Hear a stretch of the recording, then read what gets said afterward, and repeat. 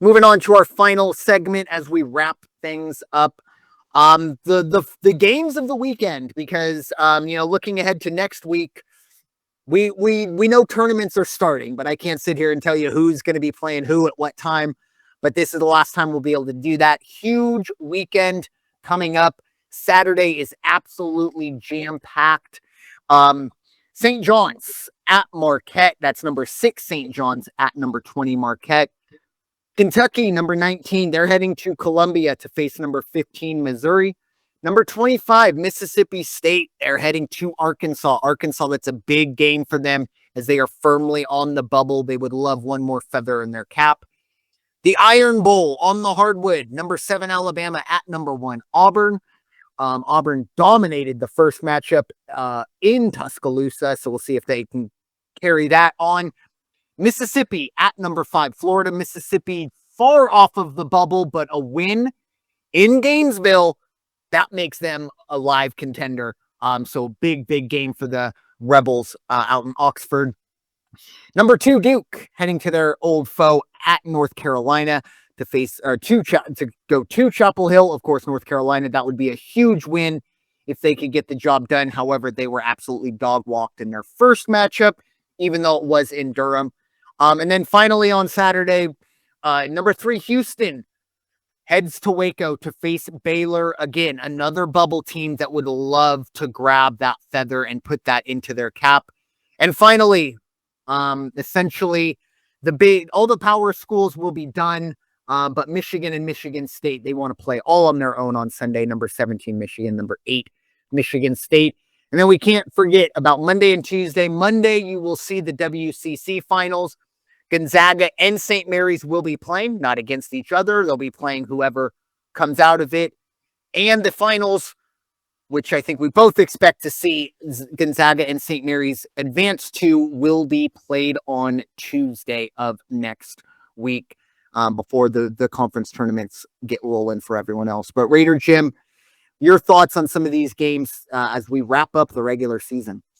Yeah, going back to some of the theme of our program that we've had already, you look at that one game, Duke, North Carolina.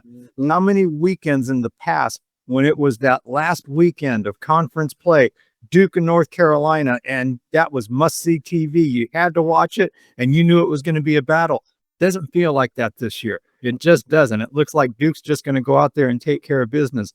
Number 24, Arizona. Now, if Kansas wants to get any type of, make up for what they've done or make themselves feel good going into the conference tournament and everything, take care of business against Arizona. And if that does happen, and I'm Tommy Lloyd at Arizona, I'm kind of nervous about the whole tournament thing. I get it. They're in second place right now. That doesn't mean anything. And they're not playing. I mean, they just keep dropping in that top 25. Even Kentucky. We'll see what happens with Kentucky, but somehow they've hung around, and how they're still in the top 20 is beyond me, but we'll see. And St. John's, much as I like Marquette, let me tell you what, St. John's is going to go take care of business in Milwaukee.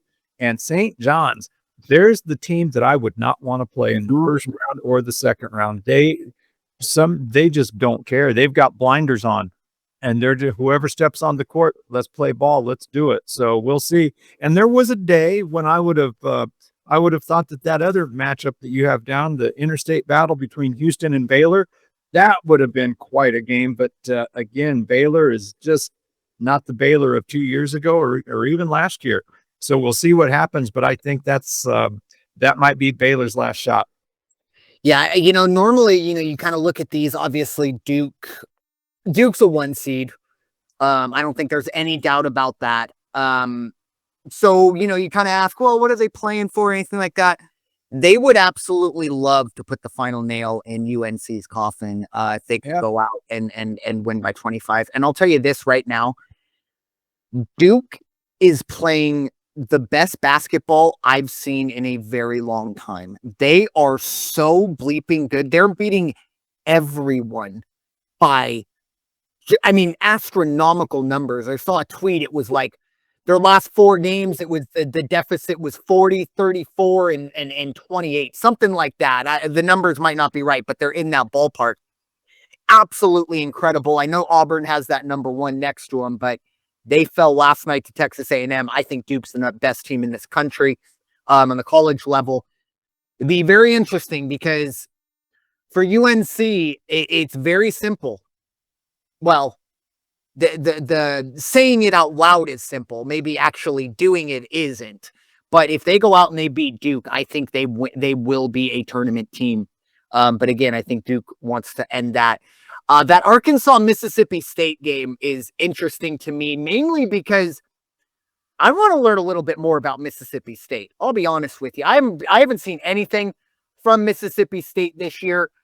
And that's my own fault, not, anyone else, but I'm very intrigued by this team that I know is good. I just want to know how good, and I think it'll be a very good test going to Fayetteville, a very desperate Arkansas team.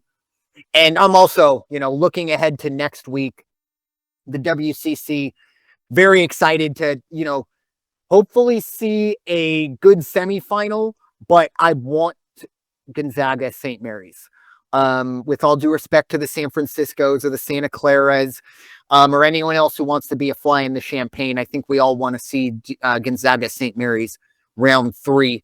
And again, it'll be the cliche. It's really hard to beat a good team 3 times.